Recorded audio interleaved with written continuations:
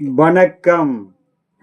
25/1/2026 ஞாயிற்றுக்கிழமை. இன்றைய சிம்ம ராசி பலன். சிம்ம ராசியில் பிறந்தவர்களுக்கு சர்வ காரியத்தில் வெற்றியும் மன மகிழ்ச்சியும் சாந்தத்தையும் சந்தோஷத்தையும் கொடுக்கும். தெய்வீக அருளாலும் நினைத்த காரியம் நிறைவேறும். சூரிய பகவான், உங்களுடைய ராசியினுடைய அதிபதியான சூரிய பகவானை வழிபட சர்வ சங்கடங்களும் விலகும். சர்வ காரியத்தில் வெற்றி கிடைக்கும். எதிர்கால நலன் கருதி எடுக்கும் முடிவுகள், முயற்சிகள், தொழில், சுயதொழில், உத்தியோகம் பார்ப்பவர்கள் அனைவருக்கும் மகிழ்ச்சியான செய்திகள் வந்து சேரக்கூடிய நாளாக அமையக்கூடும்.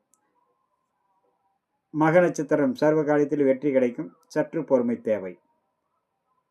பூரம் நினைத்தது நிறைவேறும், எண்ணங்கள் ஈடேறும். அதே நேரம் கவனமுடன் இருக்க வேண்டும். உத்திரம் சர்வ காரியத்திலும் வெற்றி.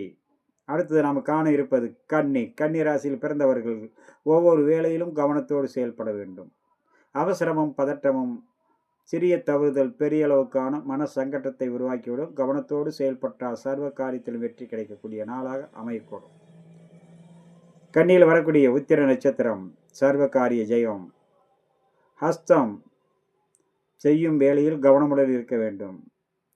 சித்திரை நன்மைகள் பல வரும். அதே நேரம் செய்யும் வேளையில் கவனத்தோடு எச்சரிக்கையோடு இருக்க வேண்டும். நண்பர்களே, ஏனென்றால் சந்திராஷ்டமம் இருப்பதனால் மிகவும் கவனம் அவசியம் தேவை.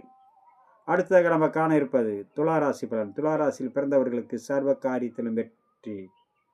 நினைத்து நிறைவேறும், எண்ணங்கள் ஈடேறும். அதே நேரம் அனைவரிடத்திலும் பக்குவத்தோடு பழக வேண்டும்.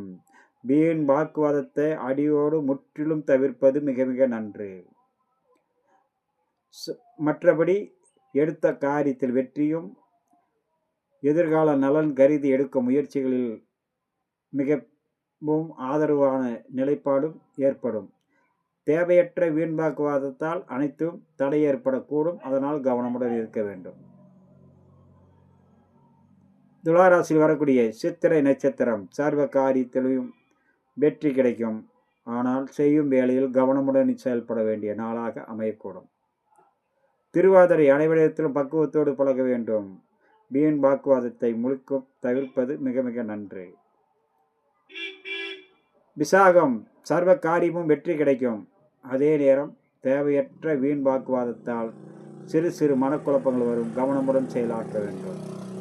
நண்பர்களே, நாம் அடுத்ததாக காண இருப்பது விருச்சகம், தனுசு, மகர ராசி நண்பர்களை பற்றி காண்போம். வணக்கம்.